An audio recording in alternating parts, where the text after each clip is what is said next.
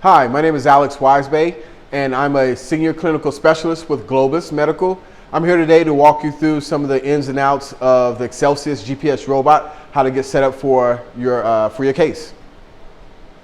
How do we do that? All right, so I didn't know if you were stopping me. I'm sorry. So you would roll the system into the room. So this is our protective cover to keep it safe from any other piece of equipment that's in your storage area, whether it's CR, microscope. So we'll have this on, we'll roll it into the room, then we'll take this off.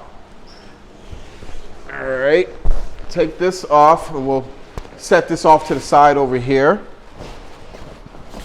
And then now, the robot can go on either side of the OR bed, just depends on your room setup. So you'll make sure that you kind of talk to the surgeon, your first assist, figure out what the room layout is going to be. And then based off of that, you'll kind of park the robot on that particular side of the bed. But then up here, when we get ready to undock this, the camera is connected to the monitor here, but there's a rubber band here that you can see. That keeps it from flailing all over. So when we get ready to separate the camera from the monitor, we want to make sure we undo this. So we undo that. So now I'm ready to undock this. And basically the camera undocks from here. The camera sits up on a slight incline, so when we undock it, it's going to fall down just a little bit. So it's important to kind of just grab onto something and hold it. And then to undock it, there's a latch right here. And if you get the latch, and then I'm going to pull up, and it's going to slide down on me like that, and it comes apart like that. And then you can see the base of the feet there kind of go wide. And then now we can put this, generally, this will be at the foot of the bed. So in that scenario, I would come here, place it here, and then you have your other equipment that's already right here. This can come up close to it like that. But for now, I'll just park it right here. And then what we'll do is we can also raise this up. Sometimes this latch here will be locked. So to unlock it is just lefty-loosey. So just go a few rotations like that. And then there's a button back here. This has hydraulics in it. Push it in, and then we raise it up a little bit like that. All right, so now notice your camera is still in the dock position. It's facing straight down. So to undo that, there's a knob here. So it's a little awkward to get your hands in here in position right, but you press that in, and then this handle kind of flares out. So I gotta get my hands situated just right to get it like that. So now I have more control over the camera. So now it looks better. So it's now in that position, it's ready to be used. So I'll just again turn this so that this is at the foot of the bed, and I'll just raise this up a little bit until we're ready to use it. Okay. So now I'll come back over here to our unit here. And again, these beginning steps is more for your circulator, your RN. They can help out and push this into the room, undock the camera, then take our power cord here. Notice how our power cord is nicely, neatly wrapped up. And the same, so we want to make sure that this is like that, so that when we eventually have to dock it again after the case is over with, that camera fits on here nice and neat. So I'm just going to undo this. And then in a perfect world, I would try to connect this to a power source that doesn't have any other pieces of heavy duty equipment connected as well. So go ahead and connect there. And now, if you come over here closer to the unit, I'll show you a couple of buttons here. This green button where the power cord is at, that lets us know we're receiving power. So that's always a good thing to see. And then we have a backup battery on here. It's meant as a temporary solution, about 15 minutes when it's fully charged. So if you realize you're on the wrong side of the room, we can just simply unplug from the power, roll it to the other side of the room, reconnect, and we don't lose any information that'll be on our system here. We have our power button here, so I'm going to go ahead and press this power button. And that's a simple press of a button. So it takes about maybe a minute or two to fully boot up. If you come around here and walk around here, you'll see at this point our screen is still dark. So there's two different computers in there, and you want to allow both computers enough time to fully boot up. So that way I don't want to push any buttons or anything until it prompts me to log into the screen. So just kind of, at this point, I would walk away, do some other duties that you need to do, make sure they're bringing in the right trays, whatever you have to do. And I'm stalling for time because I'm waiting for this to boot up. And again, it takes about a minute or two to fully boot up. You can kind of see that. So again, I'll show you while this is booting up. There's a storage unit in here. So a lot of times we like to store things in here. So you just press down, this pops up. We have access to things that we just want to keep in here.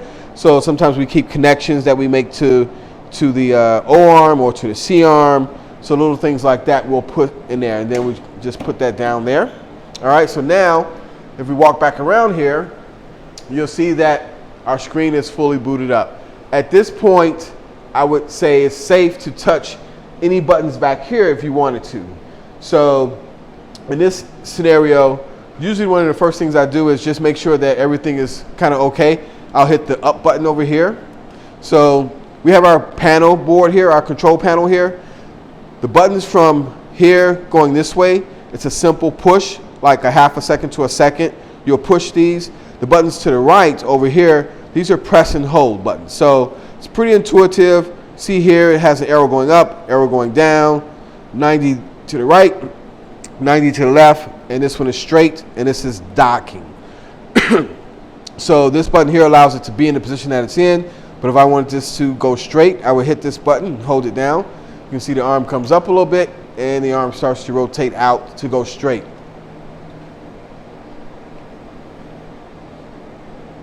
So I'm just going to do this so that I can have this in position for when I need to use it a little bit later.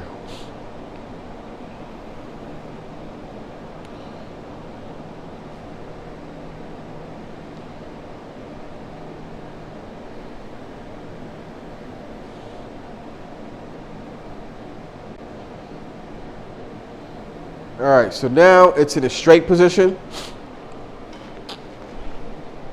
Okay, so a few connections we want to make. Generally speaking, I like to go ahead and connect my foot pedal sooner versus later, because usually this is one of the last things we kind of forget to do. So I like to do it early on. This foot pedal here allows the surgeon to actually control this arm to go to the specified trajectory. So if they select L4 left, they would then hit the foot pedal, and that arm would then move to that particular trajectory. So to connect this foot pedal, it's pretty straightforward. You find the red dot, and then you find on here the appropriate place. So this is for the camera, and this is for our foot pedal. So I'll go ahead and connect this. Red dot on top, insert, and then I'm just going to tuck this back in to our little pouch down there, and until we're ready to actually pull it out for use. All right, other connections are back here. We have a port here for our Ethernet connection. So if we wanted to grab that scan from the O-arm for our O-arm spin, we'll connect it via Ethernet from here to the O-arm, and we can push that image over to the robot. If you wanted to connect to an external monitor, we have an HDMI port here.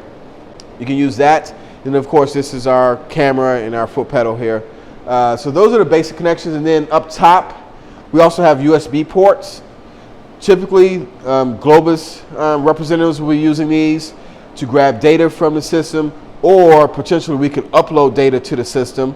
So if the Ethernet port wasn't working properly for the O-arm, we can transfer that information onto a USB stick from the O-arm and then load it up here via USB stick onto the robot. We have an emergency stop button here as well. Typically, I've never seen it actually used in an actual case, but it basically stops everything from moving. So if you have a code, then to engage it, you simply press down, and then it illuminates red. You can also see here, up here, we have something that's called our ring of information. This ring of information gives exactly that information to us to keep it very basic and simple. Red, bad, green, good, right? So if it's red, if you ever look up and let's say you're in the middle of a case and something's not working right, a lot of times I just look here to make sure nothing is red. There's not a critical error or message going on. And a lot of times what happens is this gets pressed accidentally. So as you're transporting it, someone is pushing it or moving it, they hit this, didn't realize that you still power up, boot everything up, but you didn't realize this was pressed, and you're just like, nothing's moving, the arm won't move, I can't go up, it won't go down. And then you look and say, oh, someone accidentally hit this. To deselect it, you push down and give it a twist to the right. And then it's not engaged anymore. All right, so from a circulator standpoint, that probably is, the bulk of what you would, have to do early on in the process. There's potentially a couple of things a little bit later on that you can do that'll help out, and we'll kind of get to those points a little bit later. So now I'm going to kind of switch gears, and we're going to talk about instruments and how to load those instruments up, how to pull those basic things, how to verify instruments so that we can get ready and prepare for a case.